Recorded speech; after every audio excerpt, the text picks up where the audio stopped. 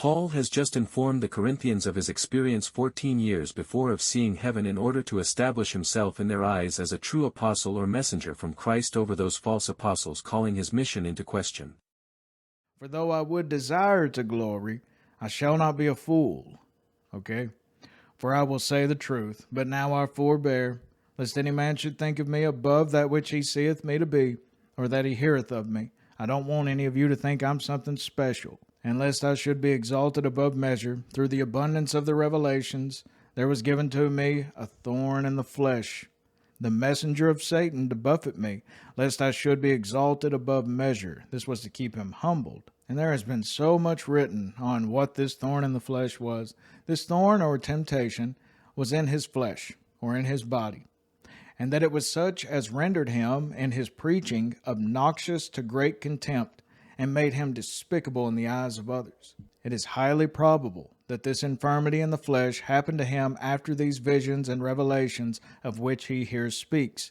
For he says it befell him that he might not be exalted through the multitude of his revelations, and therefore must have been given him after he had that temptation to self-exaltation. He might have started to think that he was someone of great importance, and suddenly, boom, something happens to him. It was certain it was some infirmity of the flesh, which naturally tended to obstruct the efficacy of his preaching by rendering it less acceptable to his hearers, and made him subject to reproach and contempt in the discharge of his ministry. This is extremely evident from Galatians 4, in which we read, "Ye know how through infirmity of the flesh I preached the gospel unto you at the first, and my temptation, which was in my flesh, ye despised not, nor rejected, but received me as an angel of God, even as Christ Jesus. Where is then the blessedness ye spake of?" Speaking to the Galatians once again. "For I bear you record, that if it had been possible, ye would have plucked out your own eyes, and had given them to me."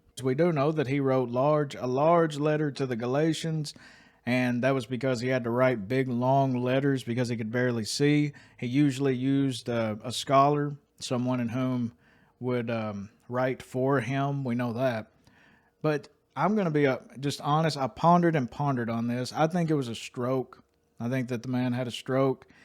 And I believe that it was Satan was allowed to do this to him to keep him humbled. And what does a stroke do? Face dropping, arm weakness, speech difficulties. In his preaching, he would have not been the best preacher after that. Unexplained dizziness, severe headache, which one of the commentators, he actually believed that it was just a headache, another an earache or something like that, but also blurred vision.